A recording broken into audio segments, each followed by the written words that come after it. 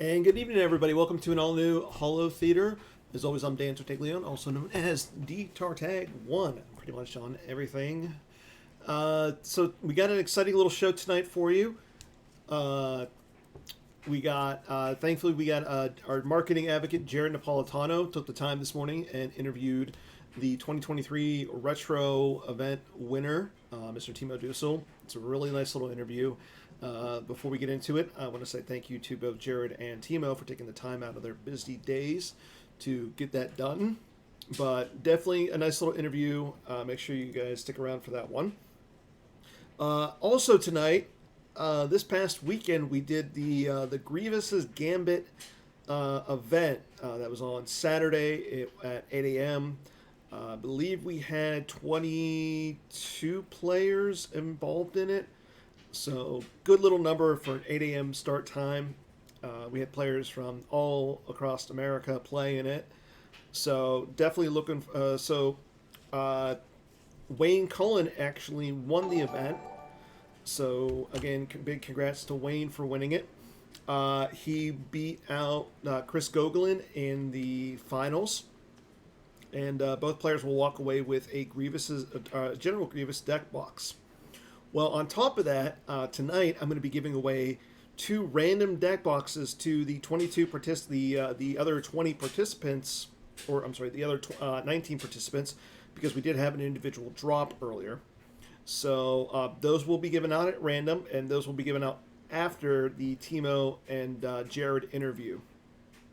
So before we get into the interview, let's go ahead and get down to some business. We got to talk about some goings on in the Star Wars CCG world. Let's start off with the OCS. Right now, we got 2 really good players at the top. Greg Shaw sitting at 10-2 with an opponent's win percentage of 41%. Matt Harrison Trainer sitting there at 10-2 as well. Kyle Kruger. I'm not going to butcher the name. And Gemp Tom all sitting at 9-3. Looking on down the line, Stimpy has a chance to get in over Matt if he takes his last game. And then further on down the line, we see Apollyon. He's at 6-1. Heisenberg, Daniel Moore, also at 7-2. So he's got 3 games left. He's also got a decent chance at knocking out MHT. And then further on down the line, we got Brad Kipple. I believe this is Dennis Reinhardt, Al, Cedric, Joe Olson, and just a little bit down further, Chris Worfs and Bastion, all sitting there at undefeated. Right now, we still are in the Return of the Jedi event. This event will end on July 4th, so make sure you get your games in, everybody. For the Open, Jay Go Asiko is sitting at 9-1. Al is sitting there at 8-4. Garrett Larson at 8-1. Looking on down the line, we got Idea Track at 5-0. And that's pretty much what we got going on. Bill sitting at 4-0, Ketwall 3-0. Also, if you are playing in the open side of this event, and you want to put in some of those exciting new Set 21 cards, you are allowed. So if you want to play Hitco with the new Helper stuff, you're allowed. All the exciting stuff that we just released to help out the Alien Scum decks, you can put those in. Any of the other decks that you are allowed to play in this format, TTO, Endor Ops, you can play Endor Ops speeder bikes if you want. You can put those into your decks and play them right now. So get out there, play some games. You have until July 4th. And then also for the retro event, the premiere to Jabba's Palace Sealed, no real changes at the top. Both Garrett and Timo sitting there at 10-2. Tenny MF sitting at 8-2. Both Shadow 13 and Party McFly sitting at 7-2. And then our lone undefeated outside of like 3 games, sitting there at 4-0. I do not know how this happened. I really don't. But Garrett has said if I take his number one spot from him, he'll break my legs at Worlds. He probably won't break my legs. He'll probably just hug me to death. But if you see a game up and you end up playing against me, win one for the Garrett. Please don't. But it's a fun little event. I'm definitely glad to see that we got a lot of people playing in this. This is, again, I've enjoyed it. Also, this one also ends on July 4th. So get your games in and win yourself some cool prizes. I mean, when was the last time we had a 30th celebration for a Star Wars movie? We might not see another one for another... well, this is what, the 40th anniversary? So 30 years for episode 1 in 5 years. So, but get out there playing the Return of the Jedi events. Get out there and playing the OCS. Set 21's out, so what more could you ask for? It's a really fun little... I kind of like the meta now. It's a little different. I mean,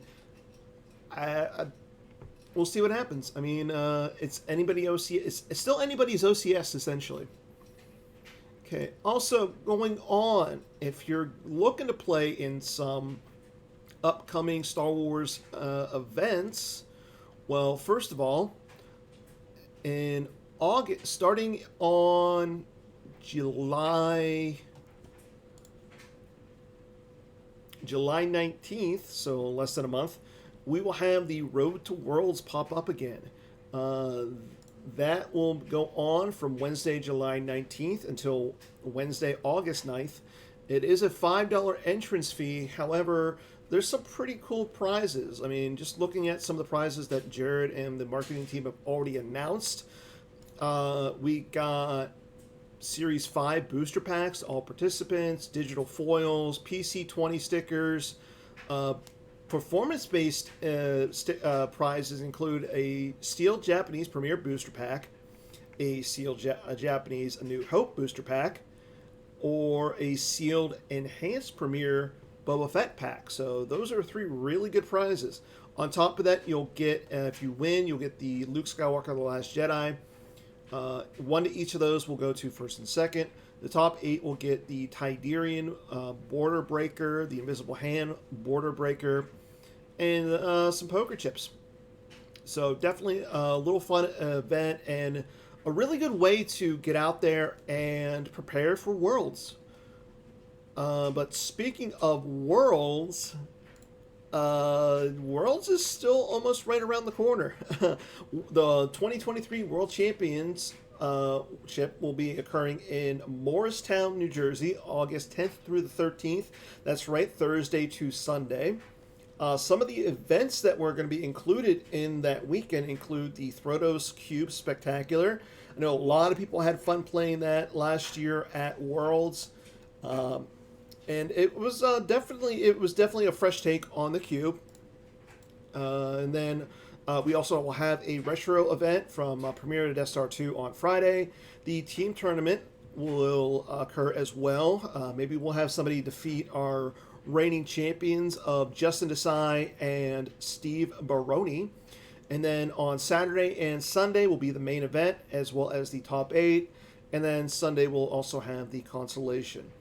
On top of that, definitely a lot of other games going on. I know that Matt Wadden is trying to do a golf event over on Thursday or Friday. So get out there, go participate. I know a lot of people are already talking about going. It's going to be a fun weekend, and I'm pretty sure it's a weekend that almost everybody in the community looks forward to. Then on top of that, and also in August, we have our next 2023 GEMP thematic Swiss series. That will occur Sunday, August 27th. It will be the Battle for Boba Fett. That will also begin at 8 a.m. Eastern with a $5 entrance fee. So on top of that, though, for $5, you're going to get some really good prizes. Just for participating, everybody's going to get a foil slip of this wonderful Boba image. They will also receive the GEMP foils of Boba Fett V, Slave One Symbol of Fear, It says, oh, that's the registration. Okay, I am sorry. Thank you, Bill. The registration closes at 8 a.m. Eastern. But you'll get the Boba Fett's blaster rifle foil, Dark Jedi lightsaber foil, 25 gold, and you also get some AI booster packs. The start time, however, is going to be 2 p.m. Eastern. I need to read better. But definitely participate in there. I mean, I participated in the General Grievous event. It was fun. We only played 3 games, and then there was the 4th game of the final confrontation. But like I said, you'll get some really cool prizes. If there's 16 or more people, 4 people are going to walk away with the deck box. Come on, that's just awesome right there. So play, have fun, and get some cool stuff out of it too. Oh, that's right, we did play, Bill. I forgot completely about that because I had no clue what I was doing. But also, this coming Saturday, if you're interested in playing some real-life Star Wars CCG action, head out to Minnesota. Minnesota States will be occurring this Saturday at Dreamers Vault Games in South St. Paul. There will be a 11 a.m. start time. It is a $10 entrance fee.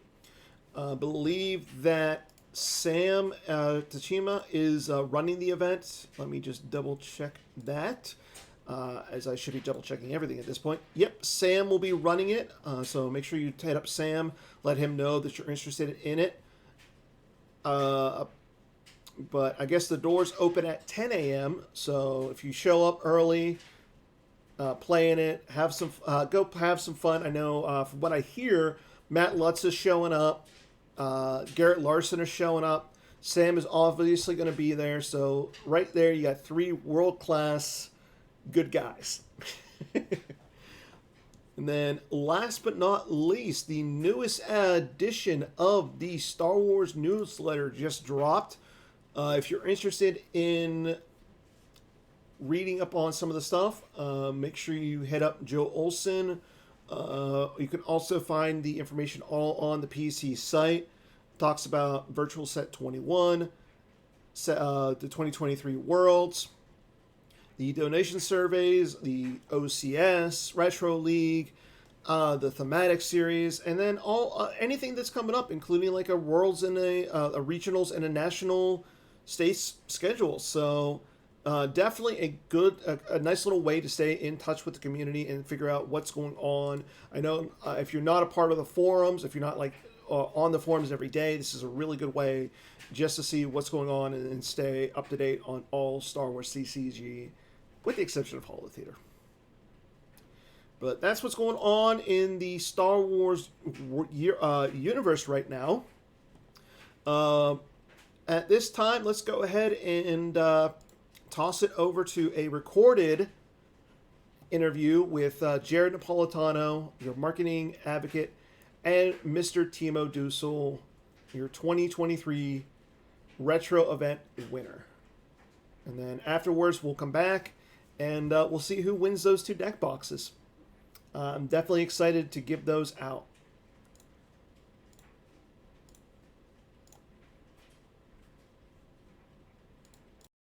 Jared Napolitano, the marketing advocate with the PC. We're going to be doing a special interview with the 2023 online retro event champion, Timo Dussel. Hey, Timo, how you doing? Fine. You? Doing great, doing great. So we'll do this feature. This is really an incredible accomplishment from Timo, but just a quick set the stage and give a little bit of context here. So this event was the premier to special edition constructed format.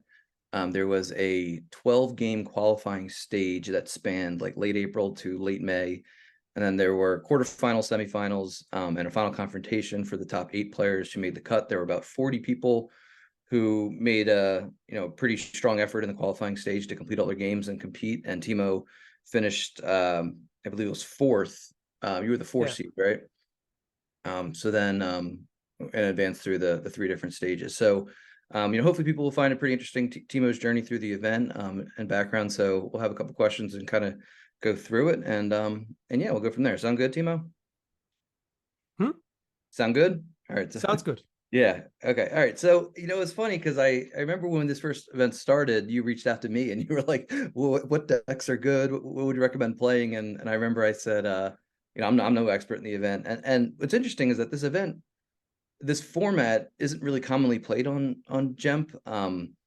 It's a couple games here and there, but it was a format that people in the retro league who participated last year, like yourself, and plan to participate this year, said they'd be open to doing. So that's why we kind of allocated this with the lead by Andy Talaga to make this like the annual event apart from the retro league. So I guess just initial impressions of the format. What were you kind of thinking? What might have been good or bad decks? Anything So there? I had no idea. That's why I reached out. So I thought you're the expert. You played maybe back then. And so I thought, yeah, I'm going to ask you because usually I want to play every format and every event possible. Yep. So, and I always want to do well, but I didn't have any expectations in this one. So I just thought I'm going to register and ask you, and then I'm going to tweak a deck and play. And that's what I did. I went to the sample decks. I thought there was a Bastion X-Wing deck, and I tweaked it a little bit. And there was a hunt down, which I didn't like at all. So I switched around 20 of the cards, I think. And I went into a game right away and told to my opponent, so I'm either going to win and then I'm going to watch other games to see if I can do anything. And if I'm going to lose, I play the other 11 games right. And I won, but I still played the other 11 games right away and didn't watch any other game. So, but I tweaked the decks while I was playing. So I learned to understand the format a little bit better while I was playing. I played against operatives pretty early with Hidden Base, and I thought, man, this is a tough matchup. I was pretty lucky to win that one. And that's the first time I saw operatives in action. But yeah, maybe the others didn't have any preparation too, or I just, from all the sealed stuff, I can just get in the new formats pretty easy. Yeah. So a few things to touch on there and follow up on. So just to reset for everybody, you started playing Star Wars CCG in like 2019, right? Yeah. So I played.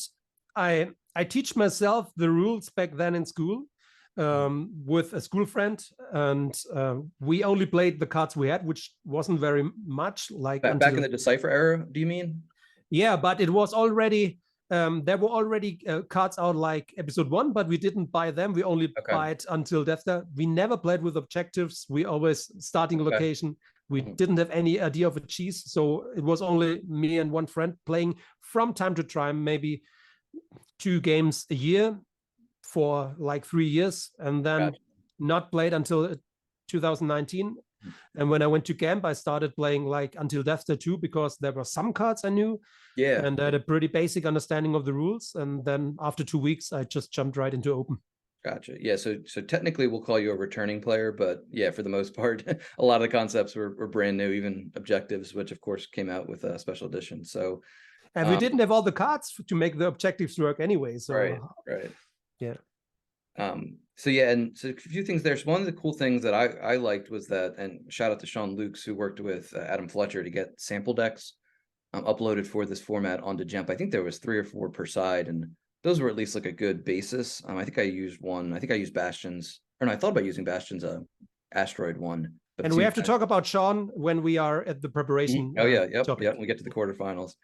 So yeah, hopefully that was good, those sample decks for people who are like, I don't even know where to start with this format. So hopefully but you probably reached out to me, I think, even before those were formally uploaded into Gemp. Okay, all right, so that was your approach going in. Your qualifying stage, as usual, I think you finished your 12 games within like a couple days. I mean, only 12 games, right? Yeah.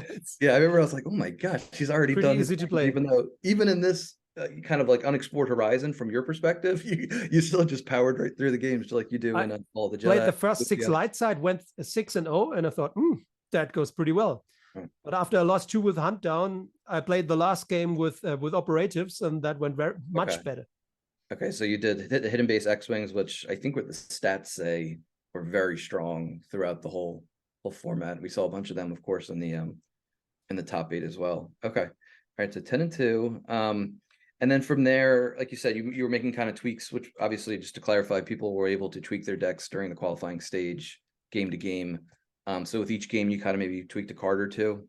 I tweaked it while I was playing the game. So I had the deck open in the separate tab, and I thought, I might need that card. This card, I don't think it's worth it, and so on. And sometimes I put a card out and read it later and thought, oh, that's why Bastion had that card in. Like Ultimatum, when you only can lose 2 to the to the numbers card. But I thought, why do I ever need to worry about canceling all the drains? So, but yeah, so that card went right back in after I read it closely. Yeah, it really is. I mean, that the phrase everyone uses is like cheese, because there's a lot of these strategies and cards back in the day in 1998 that were just like non-interactive a lot of times, like the 3,720 to 1 or never tell me the odds, or I don't know if we saw too much anger, fear, aggression, but like just a lot of stuff to combat. And of course, as we progress through the game, we now have some shields for some of those things that most people dislike. Some people still like it, but the cheese I knew pretty well. I didn't know exactly what's the cheese of this format, but I know the overall cheese from all the sealed games. So right, all the shield decks, and yeah, an interesting thing, and you start touching on it, so I'll toss this back to you, but like, it was interesting because my recollection was operatives were completely broken and bonkers when they first came out. Then there were a bunch of tweaks to them and errata to them that made them like completely powerless. And I think there might have been even 2 rounds of errata to them, but maybe I'm mistaken there. But yeah, as I was playing this format, I think I played against Ian. He beat me really bad with his core lag operatives. I was like, wow, these are still pretty strong. Because they are drawing if they have presence, so you don't need ability 4. But if you are flipped, they're drawing. So they add to drain, they retrieve, they can pull aside. It's really strong. Yeah, and then they have synergy with Abyss and Ornament for the once per game retrieval, and then of course they can work with Den of Thieves or Bargaining Table for the light side, right? So then even if Dark, or even if your opponent is able to get a drain of 1 or 2 through, you can just cancel it basically, right? Yeah. And if you even have to lose a force, okay, then you just deploy the operative and retrieve a force, which sometimes might be an operative. So, and I think operatives are favored in against Hunt Down. So when we come to the match, pretty much what I thought, but we come to it probably was how it turned out. Pretty much my only chance of winning is how the game turned out against, I think, Ian it was. But let's go step by step. Yeah, no, definitely want to talk about that, because as this event progressed, I feel like I got a little better handle on what matchups, what decks are strong versus what. And of course, there's the good old rock, paper, scissors element where, you know, some decks will be strong against others, but weak against others, obviously. So yeah, all right. So you're 10-2, you qualify, you're in the top 4. We went through the process of submitting deck list, and you, it sounds like I'll tease you a little bit here. You were probably like, wow, this hidden base X-Wings is really strong. Let me add search and destroy into my deck and security precautions. The thing is, I didn't play a single game of this format before the qualification and not a single game after the qualification. Right. So the day from where we had the deadline, I thought, man, I have to tweak the decks. And I thought, what's the probably gonna play it? So, and I thought, search and destroy might be really good against it. And this, and I go to the deck builder, I change 2 cards, and these 2 cards are not allowed in that format. And the 1 card I changed with light, same thing. I thought, secret plans. I want to do something against the retrieval, put in aim high in the light side. And and then I wanted to start a test game against my 12-0 old. And then it says I can't play that in that format. And I thought, man, what's wrong with you? So I reached out to you. I reached out to Sean. I changed the cards. I didn't want to make much thought in how I changed the cards. So I just put, I think I changed 3 dark cards. 1 card was allowed. I changed 2 back. The one was, so I had 2 wrong. Did I have 2 wrong in dark set, right? Yeah, search and destroy and security precautions. Which and I thought about adding, I didn't want to overthink it, so I added back Osel. And before in the qualification game, I had a 5th TIE Scout, but I thought the 5th TIE Scout, I added in I thought about having this security precaution to don't get overflow in space. So instead of adding a fifth for my second card, I added in Voyeur. Voyeur is a double-edged sword. I mean, they can track stuff because it doesn't shuffle the use pile. You're going to name the card, but there is no 3PO and that stuff. And usually not that big of activation to get down to the cards you need. And sometimes I just think maybe the opponent doesn't know that it doesn't shuffle, so he doesn't make use of it anyway. So I put that in to get some additional damage. And for light side, I just added in the third It's a Hit, which I had before. So yeah. Yeah, and just in full transparency, so Timo got a three differential, the deckless penalty, and there was someone else in the top 8 as well. So it's like this balance of me being the tournament director for the top 8. Like, you know, I there had to be some type of, it couldn't have been just a simple warning. I don't think that would have been fair to everybody else, but also we didn't want to be completely, harsh and make it so that the games weren't even going to be competitive. So I'm pretty confident in that decision to penalize you basically for the cards that you literally couldn't play in the format because you couldn't load a deck. And so they'd have to, it's not like sometimes in real life when people have, like they write like Rebel Leadership and instead of Rebel Leadership Virtual, like sometimes the tournament director might be just like, all right, you got to play the card as the list is saying. But in this case, like you would be playing an illegal deck like entirely. So it was.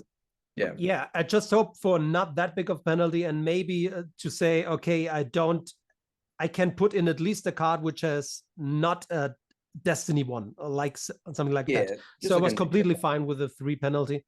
And and big shout out to Sean, not only because of that, because he was fine with it. Also, he reached out to me when I was 10-2 and asked for some of my opinions. And we kept talking since then. So we talked about that format until the qualification, until the top 8. Then we played against each other. And after that, he helped me a lot. So we still kept talking.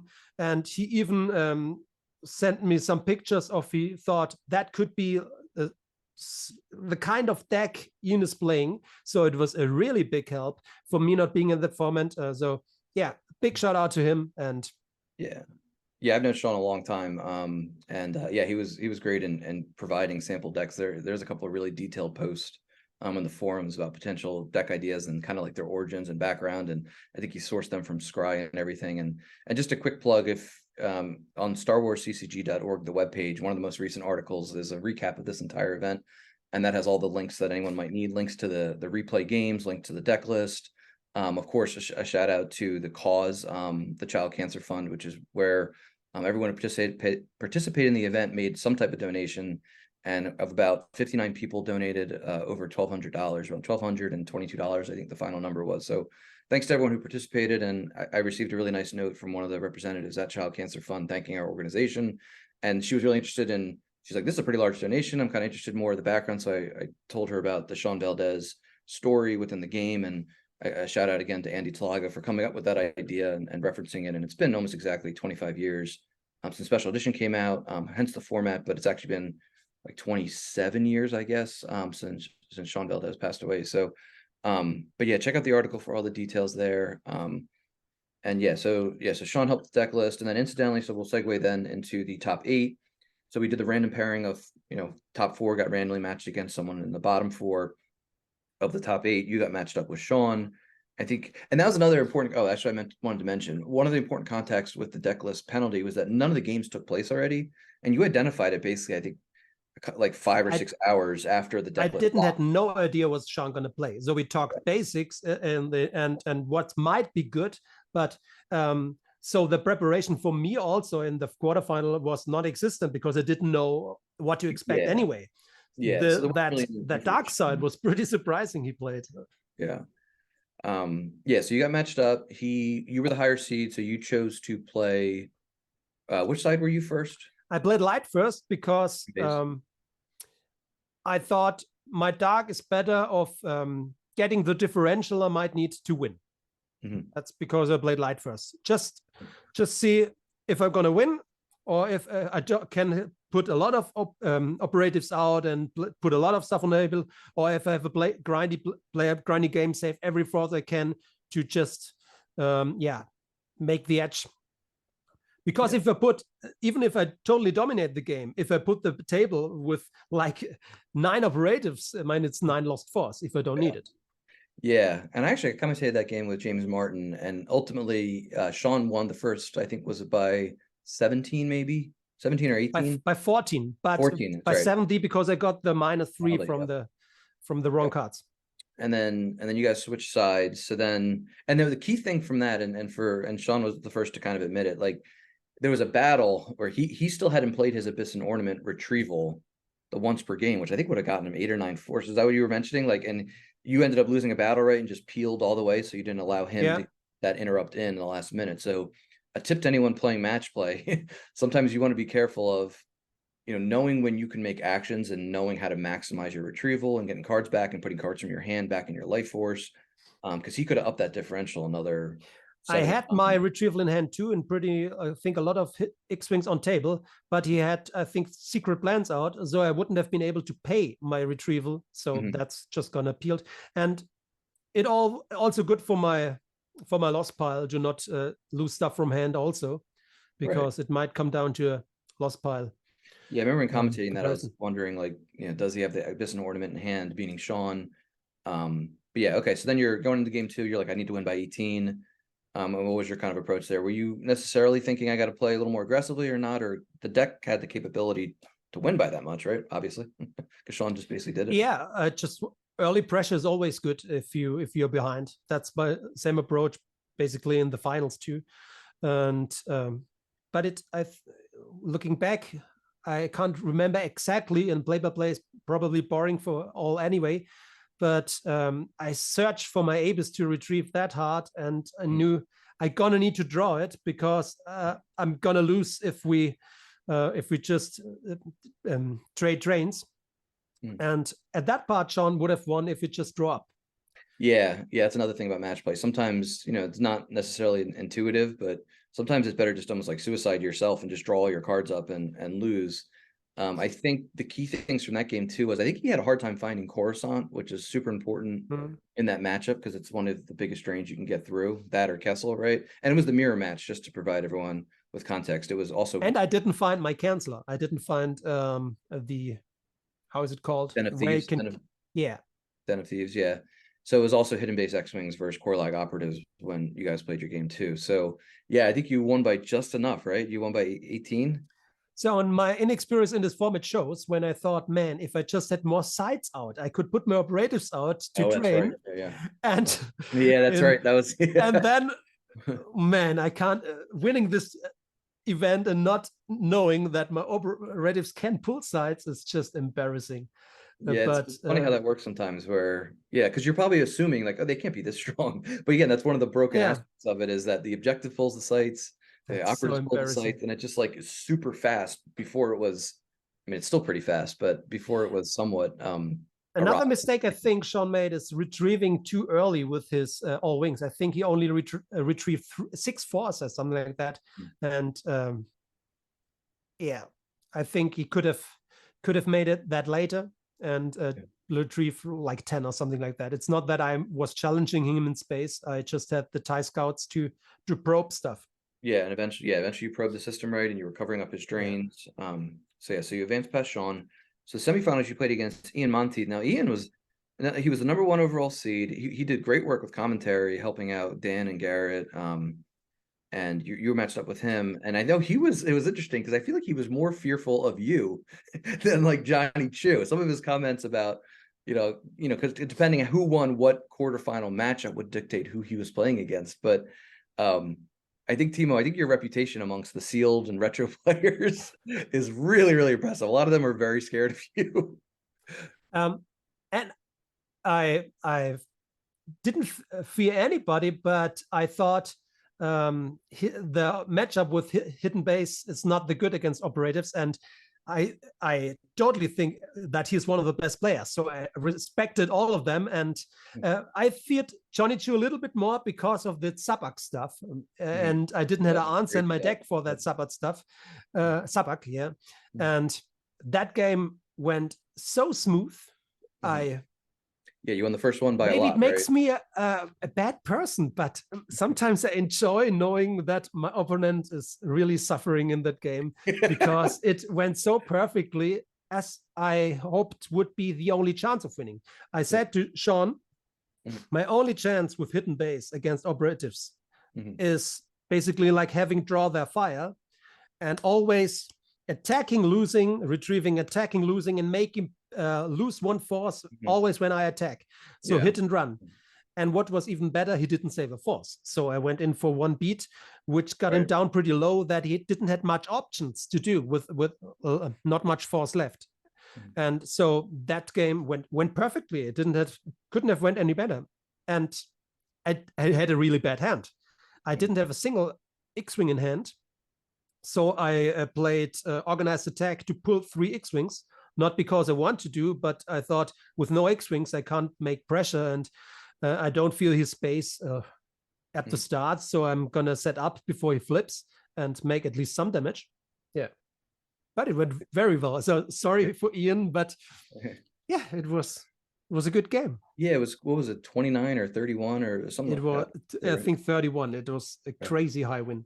Yeah. Okay. So the second game then, pretty much just kind of doing your thing, and then same matchups, and I knew operatives is pretty good against hidden base. So if I don't screw up totally, I can't lose this one, I thought. Okay. All right. So just jogging my memory here now. So yeah, it was the same thing again as the first met. Core log operatives versus hidden base X-Wings, and the semifinals were the same as the quarterfinals with Sean. Okay. But he played other kind of deck. Okay. The correlative operatives were where Sean played was with troopers and trooper assault, where he got the beat down. Globals, right? Yeah. Yeah, because I remember I played against him in the qualifying term against Ian, and he had globals, and I was like, I can't even play Neighborin to get a beat in here because, they're blocking it. Okay. All right, so then you go to the finals against Joe Horby. Joe's playing a very different set of decks compared to pretty much everybody else, with the light side mains, revolutions, force choke, and then dark side he was playing the ISP operations with outer rim scouts. Now the scum and villainy wasn't like critical, right? But I think he was definitely playing a couple. And then you I think he only played one. I looked at the deck list. There's only one scum. Okay. So yeah, so it wasn't super critical. So going into that one, I put a little bit of thought into it. I didn't play a preparation game because I think, what's the point? Nobody would be as good to replicate his play style. And it might give me some, first of all, false confidence if I win the test games. Also, if I have a strategy, this strategy got out of a window probably turn 1 after a draw or something like that. So I thought I'm just gonna improvise, gonna go with what I have, gonna go with what I think he has. But I thought I don't have ever a chance against his light side. So when they were talking about on stream that his light side is uphill battle, maybe it's the language barrier, but I thought they think that I'm favored in that matchup. Going that game through, I thought I have no chance with my dark. I just was thinking, how low can I get my loss? Because I don't have a single card in my deck against his Neberon's Late or Arius Herald or something like that. So I can go just on one side and drain and stack, or I can flip pretty fast. But when I flip, I have to occupy 3 sides. And I can't move with my operatives to go to 2 sides and stack 2 sides. They can't be at the same site, yeah.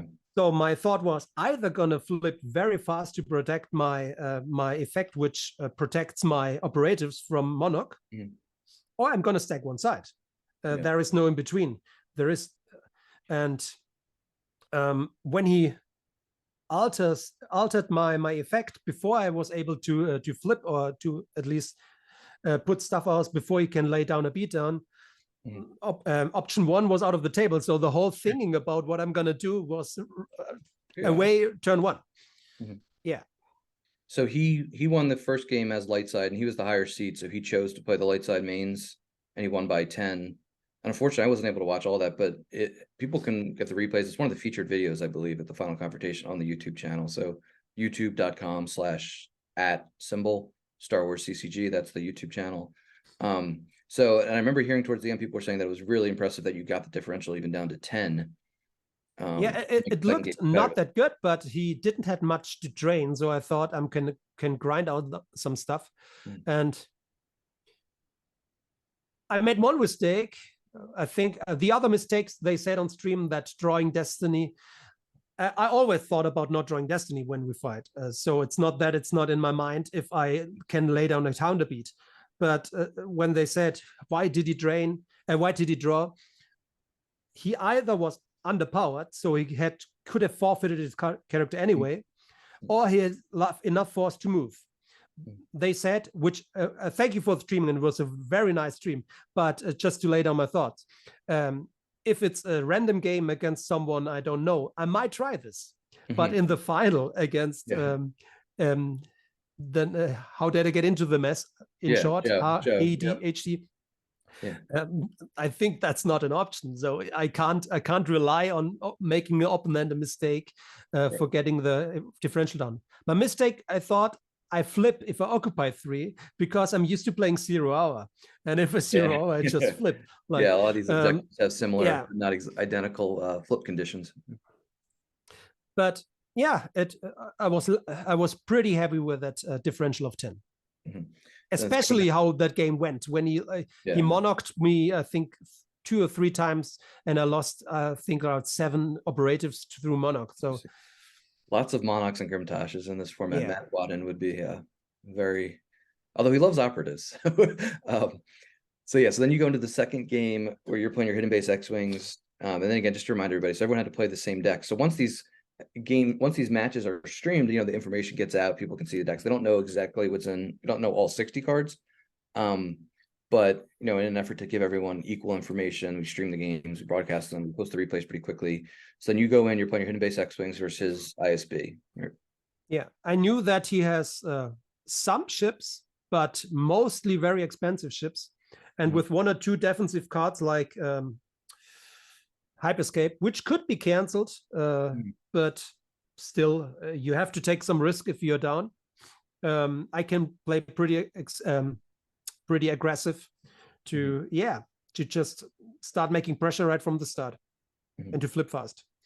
And they also told in stream maybe it was a mistake to flip before the draw phase. It was just a mathematic thing. I mean, I had 5 systems out, which could be the system, and probing my system with the first chance is pretty unlikely. And I thought I have to peel 3 from the deck with his guy, which makes me lose the stuff from reserve deck. Oh, Mosep, and so I thought it's not going to worth the math thing. Just let him come down and try to make a counter beat or something like that, depending on what he comes down with which chip. Yeah. Okay. Yeah. So eventually you got him into the position where he conceded and you won the event, right? Yeah. That's how it went. Yeah. So that you get the grand prize, I have to, as I mentioned on Slack, the last time I tried to ship an uncut sheet to someone in Europe, something I didn't do right, and it got shipped all the way back to me, and it was kind of damaged. I'll be very careful in sending that out to you. It's a pretty cool, pretty rare. That's really amazing. So, what can you expect more? It's Coruscant. I never had Coruscant cards, and it's a rare uncut sheet, so that's an amazing prize. So. Thank you, and we'll get a really special room in my room.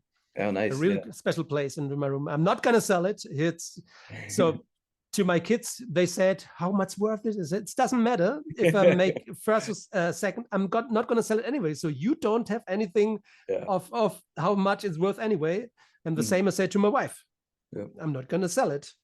Yeah, they're interesting because there's not a very active and liquid market for them, but they are pretty rare and pretty cool. But we're in a fortunate position that we can use these for prizes. We have a lot of them.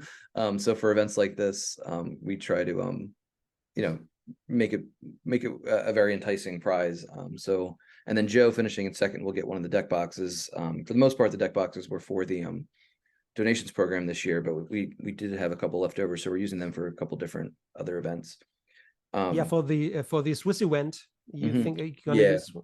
I won one in the first Swiss event. Yeah, that's right. You've wait, did you finish second, right? Tom? the curse is broken now. I went second in the game championship. I went fourth in the game championship the year after. MPC, this right? year I lost against Tom with 1 differential in the match play. That's right. That was very close. And to be fair, it would have been a crazy win with this. It's worse and paying that was this year's GMPC, right? So that was this year. Just to recap for everybody. So 2021. I got worse and worse. Second to fourth to maybe top 16 or something like that. But now, finally won one. So it's not the eternal second. Yeah, no, you're well deserved. You qualified for the OCS once or twice, right? You were on the Outrider Cup team for Europe. Yeah, once for the. I think last year I didn't qualify. I had, I think, decent stats, but not. I didn't make 1 month with 11-1. I think 10-2 I had 2 times. I don't know exactly. So Outrider Cup was a good win, but it was team. It was the most fun event I played so far, and it was an honor to be on the team and to contribute a win against. We played. We did our I lost against you. So a lot of times, the Black Sun versus Old Allies. Yeah, that was there. You very close, but we still won. So Bastion took the tiebreaker. Yeah. Yep. Yeah, good stuff. Yeah, it's really cool. There's lots of different events, and that's why I like these retro events. We have all the Jedi, we have Open, we have Jawa. Of course, in Jawa, you've had a lot of success as well. The infamous. But one time, like illegally on the second try with 12-0. So sorry for that. I know you were really disappointed in me for making such stuff. That was. I think in the end of the day, I think I understood some of your intent, but I really didn't, and that's why I didn't. I just thought give the stuff to the second one, but it was kind of wanted to. It should be just for fun, and I never thought that I'm gonna 12-0 with naming 12-0. To be fair, and just to take a step back, I mean, one of the great things about you, and I think this is why a lot of people in the community love you or admire your.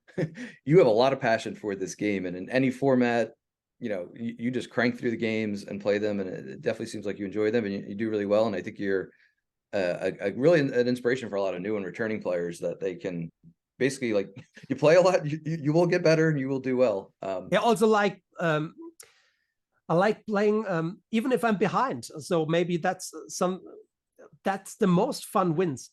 You either totally dominate against a good player, like you make, that's almost a perfect game, although that perfect game doesn't exist, or you come back from really a big you are way behind and then you're gonna overcome it.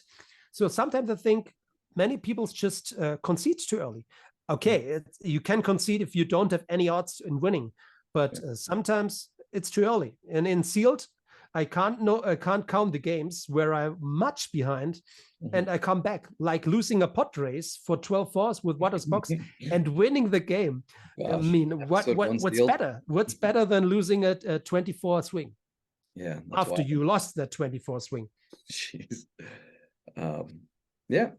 All right. Well, Timo, this was a great interview. Thanks for participating. Congratulations once again. Thank you for the interview. Yep, absolutely. Thanks for having me. And I'm sure we'll see you around, and good luck the rest of the year in the online championship series and all the other events as well. I'm sure 2 months left, right? 2 months for me. Yeah. We have July and September, right? We're off in August for Worlds. I might take my time in the last 2 months to play the games. Switch it up. Not because I want to watch others play. I'd rather play myself. But sometimes I think they know that's me, because the only one putting the tables up is Tom or me. Yeah, or so maybe sometimes my Kyle. decks are kind of predictable. And if I run into a deck which I thought, man, it can't be possible to run like they knew it was you with Watto into hyperdrive or something like that. So maybe I take some time the last 2 months and play in the second half of the month. It's sometimes it works. But I tell that every month and I never do it. It's like running against the same tree 100 times. Yeah, I've been there. I have a similar mindset, not quite to the extreme that you have of getting the games in early, but all right. Well, Timo, thanks again. Take care, and may the force be with you and everyone who listens. And nice cap. Thank you. Okay, everybody. Again, big thank you to both Jared and Timo for that wonderful interview. Really good. win for Timo. Really glad to see him get off the runner-up train that he was on for a while. I know he talked a little bit about that. So, just a really nice event. Big thank you to everybody who participated, everybody who helped in it, all the commentators, and then of course Jared for really doing a lot of the legwork behind it and running it. So, but speaking of another event ran essentially by Jared and obviously Chris Schoenthal, let's get into the big thing of the night, the giveaway for the 2 General Grievous deck boxes. So what I'm going to do is I'm going to pull up a random number generator. I'm going to spin it once. That's how many times I'm going to spin the wheel. I have a wheel already set up with each of the participants, as you can see. This is 3rd through 7th.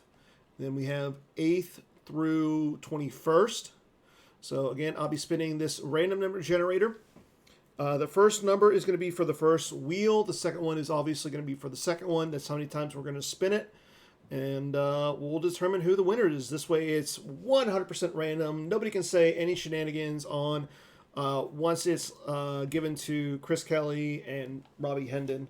But let's make it happen. So for our first one, we're going to spin it 10 times. For our second one, we're going to spin it 5 times. So let's get into our top 3, or our top 3 through 7. So Connor Britton, Robbie Hendon, Brett Bailey, Tom Strother, and Brad Reinhold all have a chance to win the General Grievous deck box. So, spin 1.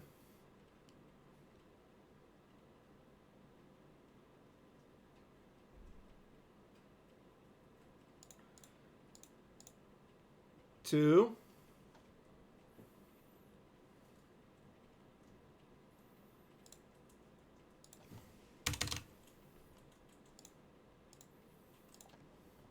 3. Wow, this wheel really likes Robbie for some reason. 4.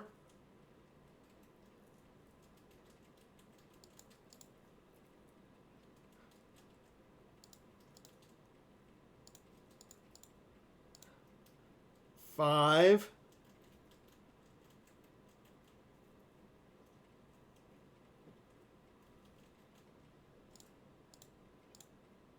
6.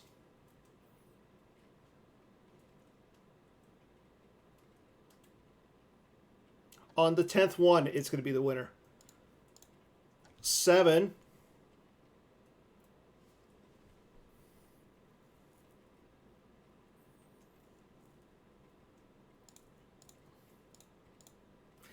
8.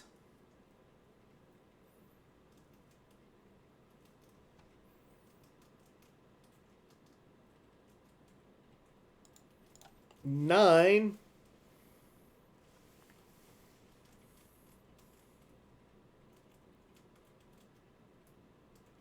And the last one, the winner of this first General Grievous deck box is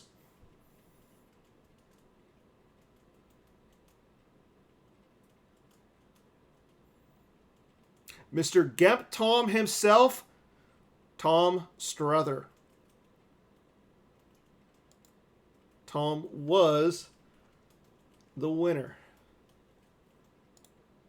Moving on to the second one. Again, Bill Kafer, Jared Napolitano, Edward Chien, Chris Kelly, Tom Sarachan, AJ Hatum, John Veazey, Dan Tartaglione, Garrett Larson, Justin Mishir, Thomas Santosos, Thomas S., Adam Raddick, and Joshua May. I like that idea, Greg. Okay, so we'll spin number 1. Okay, that's large pork. I'm sorry.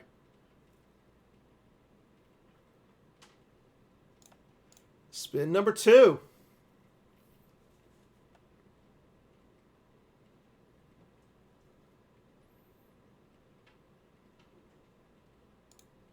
Spin number 3.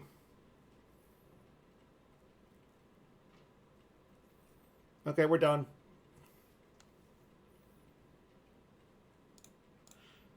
Number 4.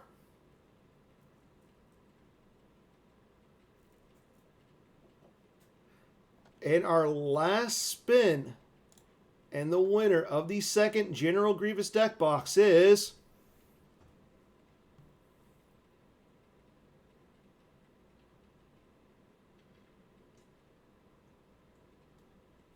AJ Hatum. So, congrats to Tom and AJ for winning your deck boxes. Thank you for participating. Jared said he's going to get the rest of the prizes out to to announce them this coming week at some point. I'll let Jared know, and he'll get those deck boxes out to everybody. So again, big congrats to AJ and Tom. That's all we got for tonight, everybody. So thank you for tuning in. Next week, we're going to have a special event. We're going to have another one of our little deck building group ideas. We're going to have a few really good players on to talk about some of the newest cards from Set 21, how to help out some of the current decks that they're helping out. And not to spoil it, but we got a big name player coming on to talk about Hyperdrive. So until then, everybody, enjoy the rest of your week. Stay safe. And as always, may the force be with you. Good night, everybody.